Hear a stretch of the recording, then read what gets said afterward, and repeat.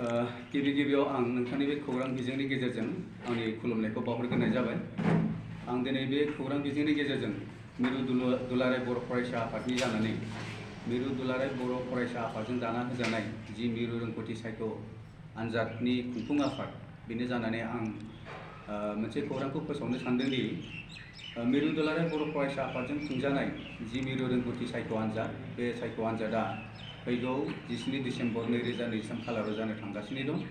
बेनिखायनो साफ्रोमबो फरायसाफ्रा जायफोरा बेवहाय बे आनजादाव जिरायनो सानदों बिथांमोना जाहाथे मिरु दुलाराय बर' फरायसा आफादनि जिल्ला आफादफोरजों राननानै होनाय आरो दखरा आनजाद आफादफोरजों राननानै होनाय बे फर्मफोरखौ फिलआप खालामनानै जाहाथे बेयाव बाहागो लानाय हाबाफारिखौ मावफुङो। बेनि थाखाय आं साफ्रोमबो फरायसाफोरनिसिम खावलायदों।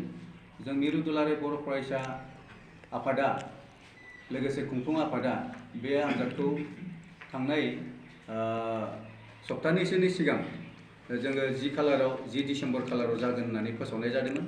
नाथाय ओइदिनखालि आसामनि एकाडेमिक काउन्सिलनि गेजेरजों जानो गोनां टेलेन्ट सार्च थानायनि थाखाय जोङो बे सायख' आनजाद खुंफुंनायखौ जों फावसायनानै फैगौ 17 डिसेम्बर खालाराव बेखौ लानो थाखाय थि खालामदों।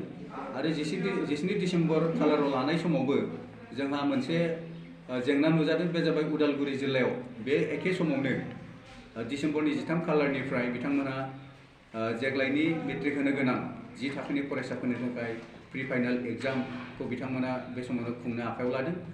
नाथाय बे समाव जों नुदोंदि बिथांमोननि एग्जाम खुंनाया 13 खालारनिफ्राय जायोब्लाबो 16 खालाराव मोनसे गेप्स दं एबा बन्द' सान दं आरो जोंनिया 17 खालाराव जागोन।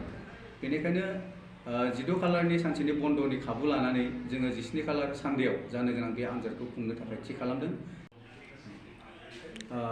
बेवहाय मोनसे उसुबिदा उनावबो जों नुहुरदों जे 28 नभेम्बर खालारनिफ्राय गासै आसाम नाङैनो फरायसालिफोराव इउनिट टेस्ट आनजादफोर जागोन। बेनिखायनो दुलाराय बर' फरायसा आफाद आरो मिरु रोंगौसा खुंफुं आफादा बे 17 डिसेम्बर खालारखौनो बे आनजादखौ खुंनायनि थाखाय मोनसे मोजां सम होननानै जोङो साननानै लादों। बेनिखायनो साफ्रोमबो फरायसाफ्रा ओइदिनखालि जाहाथे आनजादाव जिरायनो थाखाय थाग थियारि जायो बेनिखायनो खावलायबाय। जोंनि आनजाद खुंफुं आफादाबो बेनि थाखाय गासैबो रेडि खालामजोब्बाय। मोनफ्रोमबो जिल्लायाव फर्मफोरखौ हरनाय जाबाय, फरायसालिफ्राव फर्मफोरखौ राननाय जाबाय आरो गोबां फरायसाफ्रा बिनि थाखाय फर्म फिलआप खालामनाय खामानिखौबो मावबाय आरो गोबाङानो जमाबो होबाय। बेनि थाखाय आं खावलायदों जे बे आनजादाव जाहाथे जिरायनानै गावनि रोंगौथिखौ आनजाद नायो जोंनि साफ्रोमबो फरायसाफोरखौ आं खावलायनाय जादों।